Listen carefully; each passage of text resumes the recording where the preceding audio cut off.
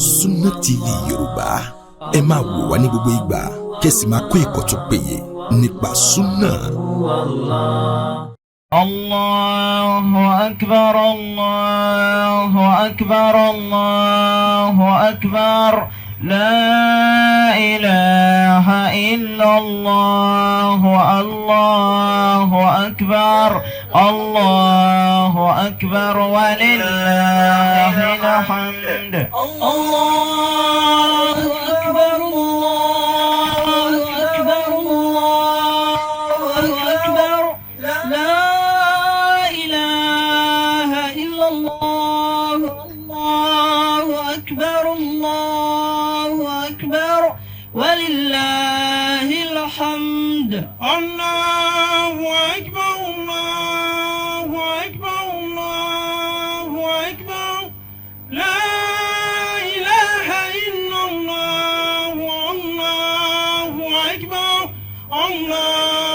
أكبر ولله الحمد الله أكبر الله أكبر الله أكبر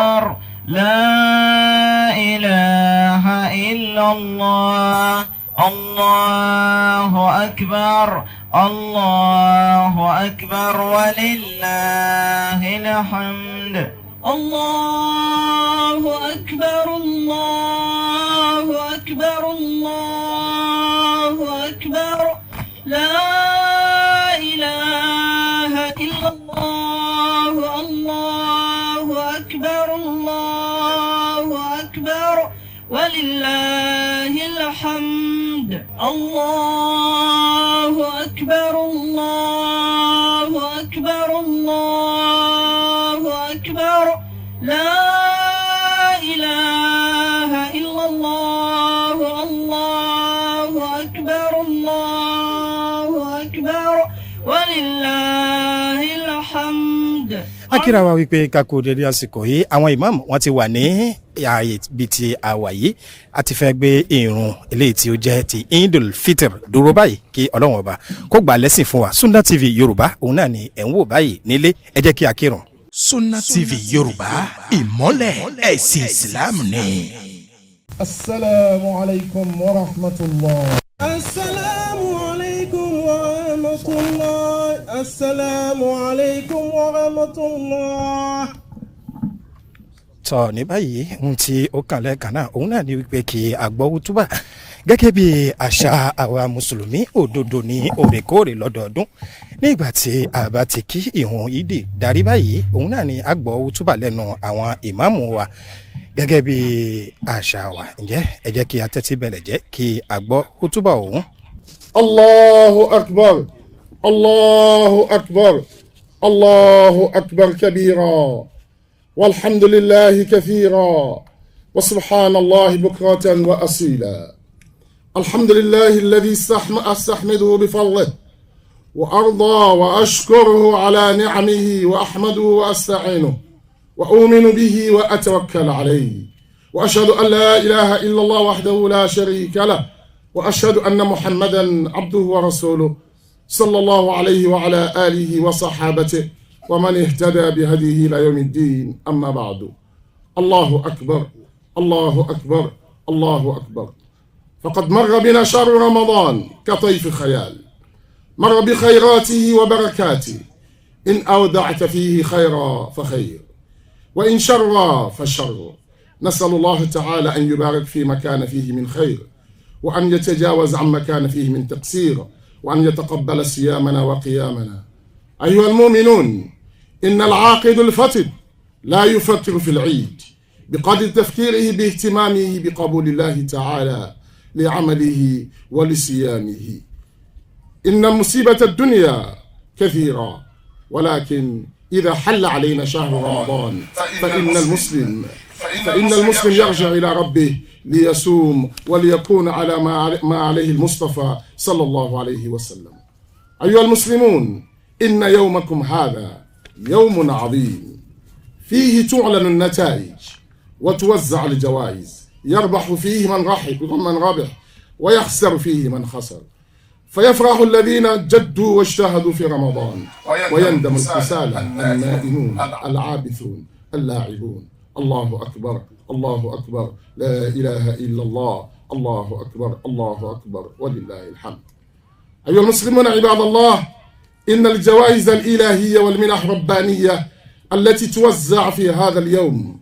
ما هي إلا جزء من الجوائز العظيمة التي سنختص به إن شاء الله تعالى يوم القيامة. قال صلى الله عليه وسلم: للصائم فتحتان يفرحهما إذا أفطر وإذا أفطر. Louange à Allah, le clément, le miséricordieux, le tout miséricordieux. Que la paix et le salut d'Allah subhanahu wa ta'ala soit sur le prophète Muhammad sallallahu alayhi wa sallam, sur sa famille, sur ses compagnons et sur tous ceux qui suivent et suivront ces enseignements que je vous Allahu Akbar, Allahu Akbar, Allahu Akbar. Chers fidèles, aujourd'hui, le jour de fête, la fête de Eid al-Fitr est un grand jour. C'est le jour où Allah subhanahu wa ta'ala proclame le résultat de chacun de nous, de tout ce que nous avions pu faire pendant le mois de Ramadan. C'est aujourd'hui qu'Allah subhanahu wa ta'ala distribue et partage les récompenses à chacun. Certes, il y aura des gens aujourd'hui qui vont rentrer avec de gros bénéfices, de grosses récompenses auprès d'Allah subhanahu wa ta'ala. Et là, il y aura d'autres aussi qui vont rentrer en étant perdants, qu'Allah subhanahu wa ta'ala nous pardonne. Ceux qui ont fourni des efforts considérables dans le mois de Ramadan, auxquels eux-mêmes ils ressentent en eux que réellement nous avions pu donner à Allah ce qu'il veut de nous. Je les félicite et je dis, Allah subhanahu wa ta'ala va vous accompagner tout le temps pour que vous puissiez faire ceci chaque année. Puisque wa'budu rabbaka hatta yatiyaka al-yaqin. Ce n'est pas parce que j'ai réussi cette année que l'année prochaine, je ne vais pas faire mieux. Vous allez encore l'année prochaine faire mieux plus que ce que vous avez fait cette année. C'est ça le comportement de vrais musulmans et de vrais croyants. Ceux-là qui n'ont pas donné à ce mois son importance et qui ont négligé les différentes adorations dans le mois, je pense qu'ils seront en train de regretter comment est-ce qu'ils ont pu passer ce mois. Chers fidèles, symboliquement, Allah subhanahu wa ta'ala va accorder à chacun divers bénéfices, diverses récompenses. Parce que c'est un jour de joie, c'est un jour de réjouissance. En attendant ce jour-là, où nous allons nous rencontrer devant Allah. Je pense que chacun de nous, à cet instant, qu'il s'imagine étant devant Allah ad-Dayyan, le jour de jugement dernier, où Allah va lui rassembler les grandes récompenses de ce qu'il a pu faire dans le mois de Ramadan. Chers fidèles, imaginons ce jour où nous nous présentons devant Allah, il nous présente ces récompenses comme des grandes montagnes, puisque ce que chacun a pu faire, il le sait bien, et Allah en récompense mieux, puisque Allah subhanahu wa ta'ala nous a dit innama yuwaffas sabiruna ajrahum bighayri hisab. Imaginons-nous ce jour, après qu'Allah subhanahu wa ta'ala nous présente ces grandes récompenses, nos péchés antérieurs vont se présenter aussi pour dire, mon frère, tu étais bon dans le mois de Ramadan, mais avant l'arrivée de Ramadan, tu étais ceci, tu étais ceci. Écoutez bien le prophète Muhammad sallallahu alayhi wa sallam, le prophète dit, les Corans que vous aviez récités pendant le mois, vos jeûnes, vos sadaqas, tous ces biens que vous avez pu faire dans le mois de Ramadan vont intercéder pour vous auprès d'Allah subhanahu wa ta'ala et ils vont dire, Allah, nous l'avions, et pendant ce mois, il a fait ceci, et ils vont intercéder et Allah subhanahu wa ta'ala va nous pardonner tous ces péchés. Et c'est en ce moment qu'Allah subhanahu wa ta'ala va dire, mon serviteur, prends ton chemin vers le paradis. Et tous ceux qui ont pu accomplir de bons moments dans le mois de Ramadan vont se diriger vers le paradis et vont passer sur le Sirat de façon vraiment spectaculaire. Parce qu'il y aura certains qui vont passer comme un éclair. Il y a d'autres qui vont passer comme le vent. Il y a d'autres qui vont passer comme des cavaliers.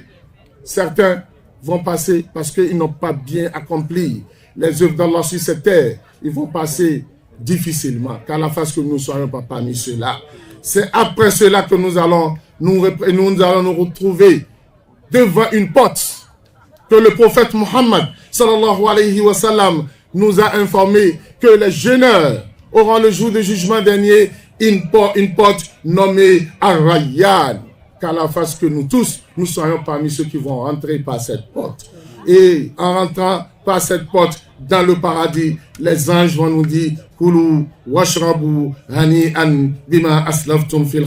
ayyam al-khaliya. Qu'Allah subhanahu wa ta'ala fasse que chacun de nous puisse obtenir ces grandes récompenses le jour du jugement dernier. Allahu Akbar, Allahu Akbar. Aqulu ma tasma'un wa astaghfirullah al-azim li wa lakum wa lisa'il muslimina min kulli dhanb fastaghfiruhu innahu huwal ghafurur rahim.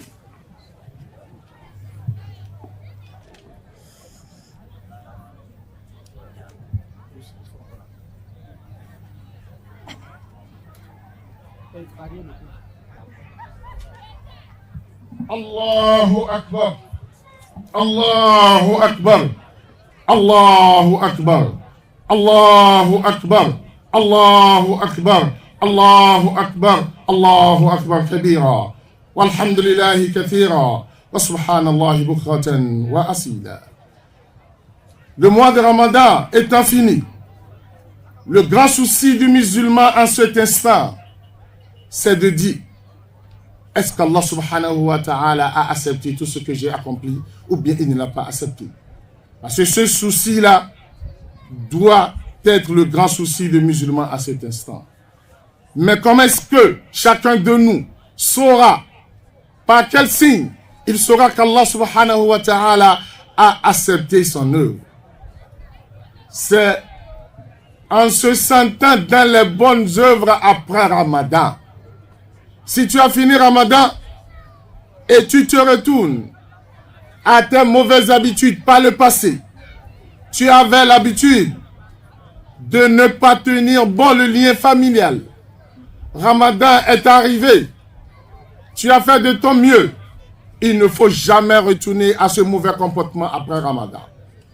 Tu dois sortir de Ramadan en se repentant et en considérant que tu es rené et que maintenant, avec ta famille, ce sera une belle vie, une bonne relation. Tu étais, avant Ramadan, tu avais avant Ramadan un mauvais comportement envers ton épouse, envers tes proches. Et pendant le Ramadan, tu t'es retourné à Allah et tu as pu changer un peu. Il faut qu'après Ramadan, cela soit meilleur et que tu retournes sur la voie d'Allah subhanahu wa ta'ala dans les exigences d'Allah et du prophète Muhammad sallallahu alayhi wa sallam pour ton épouse, pour tes enfants. Mon frère, toi qui avais l'habitude de calomnier les gens avant Ramadan et on t'a enseigné pendant le Ramadan que tout cela va rendre invalide ton jeûne et tu les as laissés. Maintenant, on a fini Ramadan. Il faut que tu te répandes et tu retournes à de très bons comportements et avoir de très belles expressions vis-à-vis de tes proches, de tes amis et de laisser la calomnie, car cela va toujours détruire tes œuvres auprès d'Allah. Puisqu'Allah subhanahu wa ta'ala n'aime jamais quelqu'un qui se met derrière l'autre et dit ce que l'autre n'aime pas entendre. Chers fidèles, Ramadan est parti. Nous avions laissé tout au long de Ramadan l'usure, l'alcool, toutes ces choses interdites en islam. Mon frère, le signe ou bien les signes qui prouvent que ton Ramadan est exaucé, c'est que tu sors de Ramadan en mettant derrière toi définitivement tous ces péchés, tous ces mauvais comportements, tous ces trucs-là qui vont encore te ramener à encore des années de péché. Recommençons une nouvelle année, puisque nous l'avions bien dit pendant le mois de Ramadan, que le jour de Laylatul Qadr, Allah dégage de Lawh al-Mahfouz nos destins de cette année. Le destin de chacun de cette année est maintenant en jeu. Il faut que nous prions beaucoup, que nous soyons tout le temps dans l'adoration, que nous essayions de notre mieux pour se rapprocher davantage, juste après le mois de Ramadan d'abord, pour que cela soit continu après le mois de Ramadan. Il ne faut pas que nous soyons comme cette dame qu'Allah subhanahu wa ta'ala a citée dans le Coran. وَلَا تَكُونُوا كَالَّتِي نَقَضَتْ غَزْلَهَا مِنْ بَعْدِ قُوَّةٍ أَنْكَاثًا. Cette dame qui était à la Mecque, au nom de Uraytat bint Saad, qui était un grand tisserand, qui tissait de très beaux pains à la Mecque, mais après avoir fini cela, c'est elle-même qui déchire tout ce qu'elle a fait avant le coucher du soleil. Et les gens s'étonnaient. Mais qu'est-ce qui arrive à cette dame? Comment est-ce qu'il peut faire cette belle œuvre et elle détruit cela avant que les gens en profitent et avant que les gens ne se servent de ce qu'elle a fait comme eux? Allah a dit, toi qui jeûnes bien le mois de Ramadan, et après le Ramadan, tu retournes encore à ces mauvais péchés, tu as le même comportement comme cette dame. Et Allah nous interdit dans le Coran de ne pas se comporter comme celle-ci. Qu'Allah subhanahu wa ta'ala accepte de chacun nos différentes œuvres pendant le mois de Ramadan, qu'il nous remet encore sur sa bonne voie pour que l'année prochaine, nous puissions encore faire mieux et mieux plus que ce que nous avions fait cette année. As'alullah ta'ala an yaj'alani ana wa iyyakum min al-maqbuli wa an yahtima lana bi khair وأن يجمعنا على الخير. صلوا وسلم على خير الورى فقد أمركم بذلك ربكم فقال عز من قائل إن الله وملائكته يصلون على النبي يا أيها الذين آمنوا صلوا عليه وسلموا تسليما. اللهم صل وسلم وبارك على نبينا وقدوتنا محمد بن عبد الله صلى الله عليه وسلم وارض اللهم عن خلفائه الراشدين وعن الصحابة والتابعين ومن تبعهم بإحسان إلى يوم الدين وعنا معهم برحمتك يا أرحم الراحمين. اللهم إنا نسألك خير المسألة وخير الدعاء وخير النجاح وخير العمل وخير الثواب وخير الحياة وخير الممات وثبتنا وثقل موازيننا وحقق إيماننا وارفع درجاتنا وتقبل صلاتنا وصيامنا واغفر خطيئاتنا ونسألك الدرجات العلى من الجنة. اللهم إنا نسألك فواتح الخير وخواتمه وجوامعه وأوله وآخره وظاهره وباطنه. اللهم إنا نسألك أن ترفع ذكرنا. اللهم ارفع ذكرنا. اللهم ارفع ذكرنا. اللهم ضاع عنا وزرنا وأصلح أمرنا وطهر قلوبنا وحسن فروجنا ونوح قلوبنا واغفر لنا ذنوبنا ونسألك الدرجات الأولى من الجنة. آمين آمين آمين. سبحان ربك رب العزة عما يصفون وسلام على المرسلين والحمد لله رب العالمين. Irun ìdí ó ti parí báyìí, a sì ti wá gbọ́ útúbà ní ẹnu àwọn ìmáàmù wa. Mo rò ká ní wípé àwọn ṣífì ìmáàmù àwọn ni wọ́n ń kí àwọn jàmá lọ́kùnrin gbogbo tí wọ́n wà ní ìwájú. A rí àwọn olùdásílẹ̀ ojúléeṣẹ́ Sunna TV Yorùbá tí wọ́n ń bẹ ní jàmá alákọ̀ọ́kọ́ ní ibí yìí. Àwọn bàbá wa tí a fi ti ọ̀wọ̀ dárúkọ wa, Alhaji Abdulrazak Seif Saka Àríkọ́ṣe, a sì rí àbúrò wọn tí ń ṣe Alhaji Musa Seif Saka Àríkọ́ṣe tí àwọn náà wà ní kòríta ibi tí a wà yìí ní ìlú Kútọ̀nù, níbi tí a ti gbé ń ká yídì tí ń ṣe sunna anabiwa Muhammad sallallahu alaihi wasallam tó kan pa fún gbogbo mùsùlùmí lọ́kùnrin lóbìnrin lọ́mọdé lágbà tí ó bá ti rí oṣù Ramadan tí ó sì gbàwẹ̀ rẹ̀ pé pérépé. Ó tọ́ ó sì yẹ wípé kí ẹni ọ̀hún kí ó lọ sí yídì láti lọ jẹ́ pé Ọlọ́run ọba Ta'ala láti fi eléyìí báyìí fi jọ́sìn àti fi ṣe ìdúpẹ́ fún Ọlọ́run fún àṣeyọrí Ramadan, kí Ọlọ́run ọba Ta'ala kí ó gbà lẹ́sìn ní ìbádà fún èmi àti yín.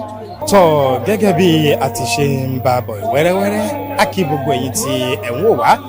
nílé lóko lájò lẹ́yìn odi níbikíbi láyèkáyè tí ẹ bá ti ń láǹfààní àti máa wo Sunna TV Yorùbá yìí à ń bẹ ní ìlú Kútọ́nù níbi tí a ti gbé ń ká yídì tí ẹ̀yin náà ti máa wí pé ọdún yìí ọdún 1445 náà ni ń já sí nínú oṣù òkè ó sì ń jẹ́ 2024 ọdún 2024 náà ló jẹ́ kí ọlọ́run ọba kí ó lákìyèsí wa kí ó gbà fún èmi àti yín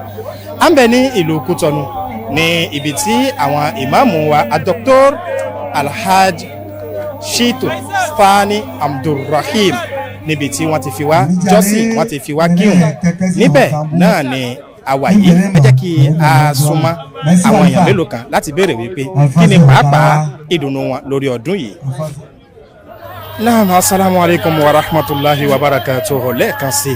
gẹ́gẹ́ bí a ti ṣe ń bá bọ̀ a ṣàlàyé fúnra ara wa wípé àwọn ìmáàmù wa Alhaji Shitu Fani tí orúkọ wọn ń jẹ́ Abdulrahim àwọn ni wọ́n jẹ́ ìmáàmù masalasi ibi tí a wà yìí kí ọlọ́run ọba kí ó lákèsí wa a fẹ́ fi ọ̀rọ̀ wá wọn lẹ́nu wò láti máa pàápàá kí ni pàtàkì tí ìdí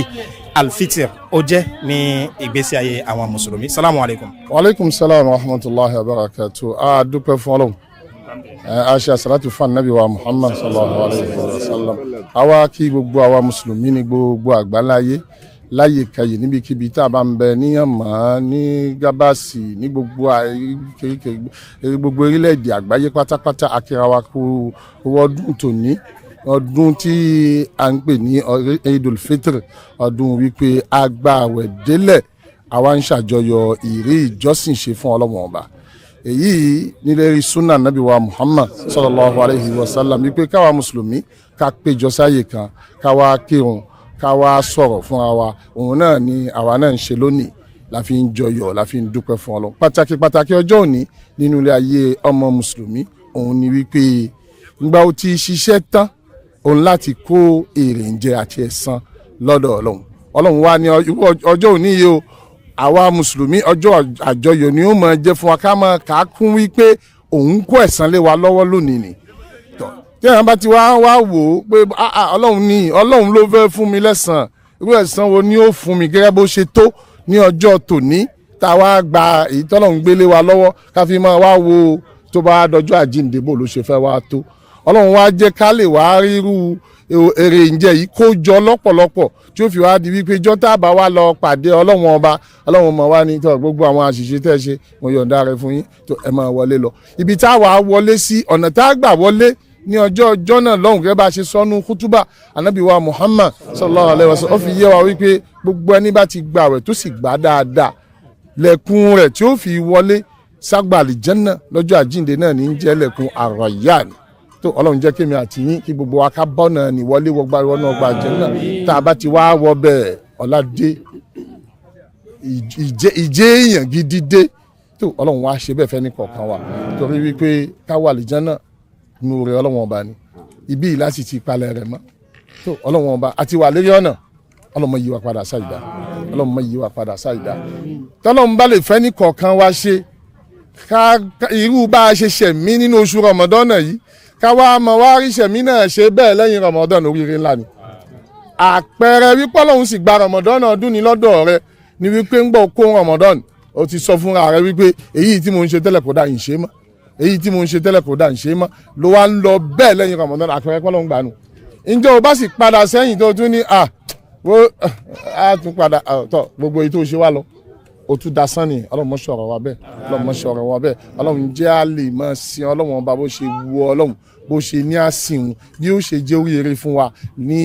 ẹ̀yìn ayé àti ní ọ̀làlùkìyàmọ̀ a kí gbogbo ẹ̀yin tí ẹ̀ ń wo Sunna TV ní gbogbo àgbálá ayé Sunna TV yìí ni TV Islam ni TV Sunna ni TV tó ń tẹ̀lé ìlànà ọlọ́run tàlẹ́ Ànábì wa Muhammad sallallahu alayhi wa sallam nídìí báyìí ntẹ́ mọ̀ gbọ́mbẹ́ ntí yóò mọ̀ dùn ọlọ́run ọba nù rẹ̀ látara báyìí ẹ̀yin gan ni yóò mọ̀ dùn látara bẹ̀ ọlọ́run wa jẹ́ kí gbogbo nta bá ń gbọ́mbẹ́ kó mọ̀ wúlò fún wa wàlá àti tóbi ọlọ́run iléeṣẹ́ náà kó mọ̀ òkè kó mọ̀ wàlẹ̀ láìláì wàlá àjẹ́ kan ṣòro ọlọ́run gbogbo àwọn jàmáà àmọ̀jọ kíra wa ẹ pé ọdún o ẹ̀mí ó ṣe púpọ̀. tó gbogbo àwa jàmá à ń kíra wa wípé kí a kú ewu ọdún torí ọdún kan òun ni à ń ṣe yìí tí ó jẹ́ pàtàkì nínú àwọn ọdún tí ó jẹ́ ti mùsùlùmí òdodo à ń ṣàlàyé fúnra ara wa wípé lẹ́yìn eléyìí a ó máa tọrọ lọ́dọ̀ ọlọ́run ọba wípé kí ó jẹ́ kí a rí ọdún tuntun bọ̀ lọ́nà eléyìí tí ó jẹ́ Eid al-Adha ti ọdún tá a fi ń pa ẹran ọdún iléyá lẹ́yìn ẹ̀ a tún máa béèrè nǹkan pípọ̀ lọ́dọ̀ ọlọ́run wasalaamu alaykum wa rahmatulahi wa barakatuh. tó ní báyìí a kí gbogbo ẹ̀yin tí ẹ̀ ń wò wá nílé gbogbo ẹ̀yin tí ẹ̀ ń fi ọkàn bá wa lọ a fẹ́ wípé gbogbo àwọn ìwà eléyìí tí a ti filẹ̀ tá a gbéjù sílẹ̀ nínú oṣù Ramadana a fẹ́ rọ̀ wá wípé kí a gbìyànjú kí a má padà síbẹ̀ gẹ́gẹ́ bí àwọn ìmáàmù wa wọ́n ti ṣe sọ nínú hútúbà ẹ jẹ́ kí a gbìyànjú ẹ̀sìn ìsìlámù yìí ẹ̀sìn tí ó rọrùn ni ẹ̀sìn sí ó sì ní òfin ni ẹ jẹ́ ká gbìyànjú ká má jẹ́ mùsùlùmí ọdún kan ká má jẹ́ olùṣẹ̀sìn olùsìn ọlọ́run ọdún kan gbogbo àwọn ìwà tí ò dáa táwa náà mọ̀ wípé eléyìí kì í ṣe ìwà tí ó bójúmu tá a ti gbéjù sílẹ̀ nínú àwẹ̀ àwọn ìmáàmù wa wọ́n sọ fún wa lédè olóyìnbó faransé nínú kútúbà lónìí wípé ká gbìyànjú kí a má padà síbẹ̀ mọ́ nítorí wípé Ramadan ló lọ ẹ̀sìn ìsìlámù ò lọ Ramadan ló lọ ìsìlámù ò parí Ramadan ló lọ ọlọ́run ọba kò lọ Ramadan ló parí òfin ọlọ́run ọba kò parí kí ọlọ́run ọba alárànṣe kó ran èmi àti yín kó ràn wá ṣe torí ẹ̀sìn wa pẹ̀lú ògùn ọlọ́run òun náà ni a lè mú lókùnkúndùn ni yóò jẹ́ kí a rí alágé àlìjánà wọ̀ ní ìrọ̀rùn kí ọlọ́run ọba tààlà kí ó fún èmi àti yín ṣe ẹ jẹ́ kí a wo díẹ̀ lára àwọn tí a tún lè fi ọ̀rọ̀ wá lẹ́nu wò ní kòríta ibi tá a wà yìí láti béèrè wípé báwo ni inú wọn ṣe dùn tó láyọ̀ wọn ṣe dùn tó ní ọjọ́ tòní ẹ jẹ́ kí àgbàyàn méjì mẹ́ta kan. naam salamu alaykum wa rahmatulahi wa barakatuh alhaji akinyi pé kí ìkẹ́ ọlọ́run àlàáfíà ọlọ́run orí ajẹ́njẹta kó máa báyìí. wa aleykum salaam wa rahmatulahi wa barakatuh. naam ẹ̀ ń bẹ lára àwọn mùsùlùmí tí wọ́n pé iṣẹ́ wọn ní inú Ramadana tí ọlọ́run ọba sì tún fún yín ní ìyọ̀ǹda wípé kí ẹ wà níbí ní ọjọ́ tòní báwo ni ìdùnnú yín ṣe tó àti pé kí ni ohun tí ẹ ní láti sọ fáwọn èèyàn tí ń wo Sunna TV Yorùbá báyìí. akẹ́ ọlọ́run ọba àgbáláyé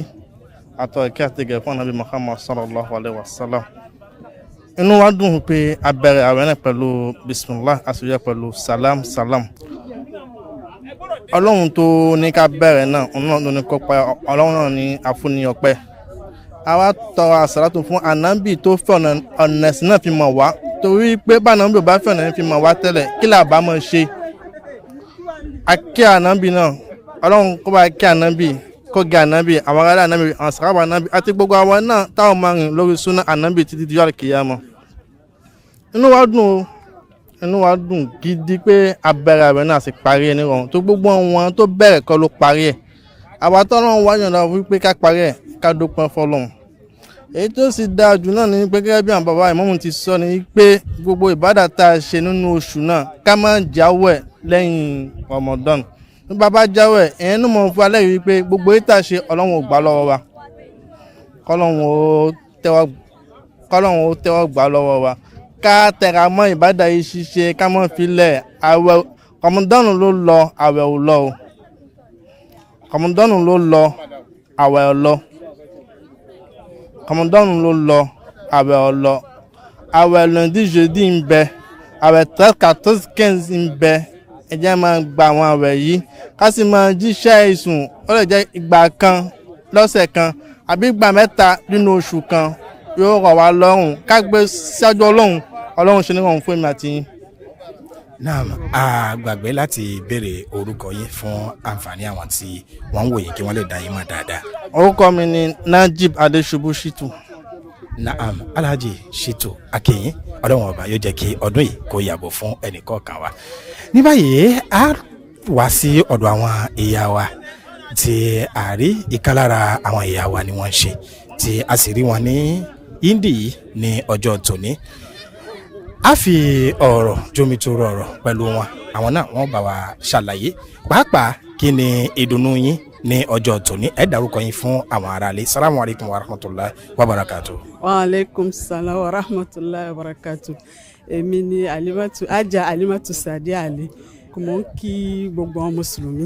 kan kú ọdún òní. Ọlọ́run jẹ́ aṣọ ọ̀pọ̀lọpọ̀ àdúrà wa ó gbà.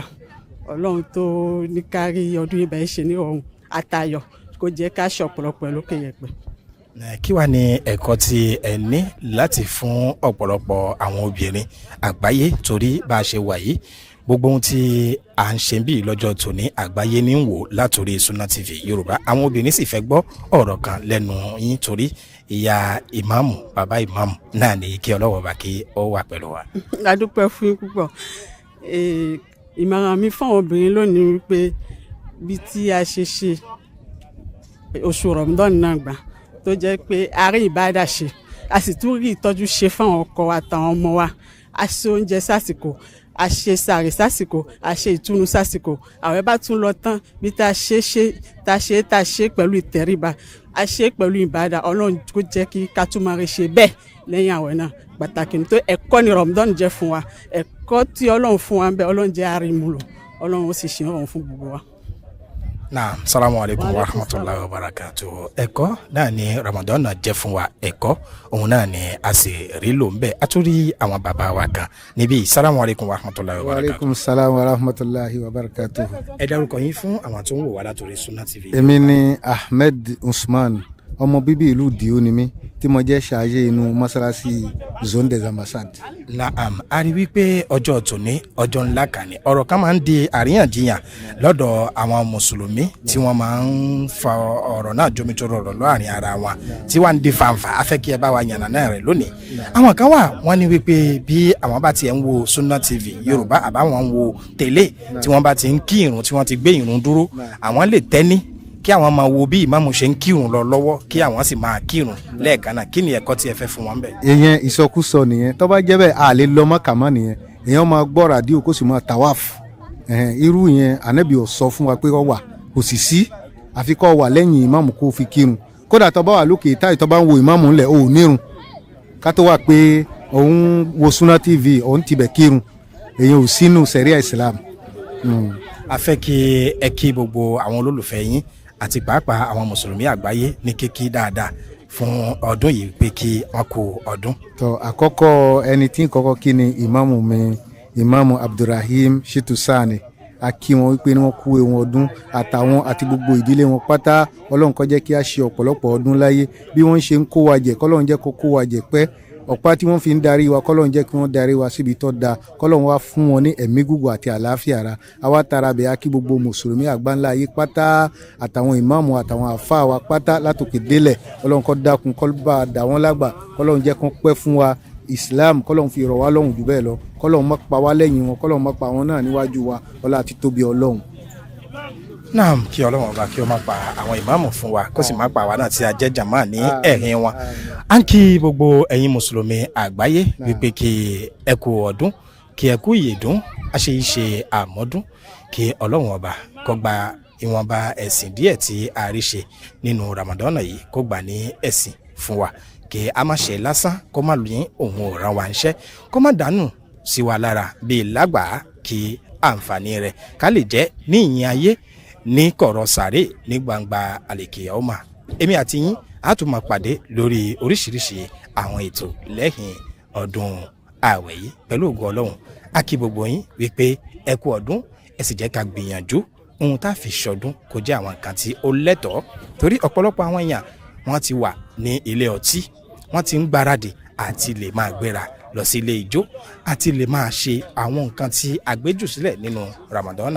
mo ṣàlàyé fún wa wípé Ramadan ló lọ Ọlọ́run ọba ò lọ Ramadan ló lọ òfin Islam ò lọ òfin ẹ̀sìn kò lọ kí Ọlọ́run ọba kó ṣe mi àti yín ní olódodo orúkọ tèmi kò yí padà rí Adio Shakir Adesina èmi ni mo wà níbí ni mo ń bá wa ń fi ọ̀rọ̀ wá àwọn èèyàn ní ẹnu wò látàrí fàájì ẹ̀yin tí ẹ jẹ́ olólùfẹ́ Sunna TV Yorùbá tí ẹ bẹ káàkiri ìlú Áfíríkà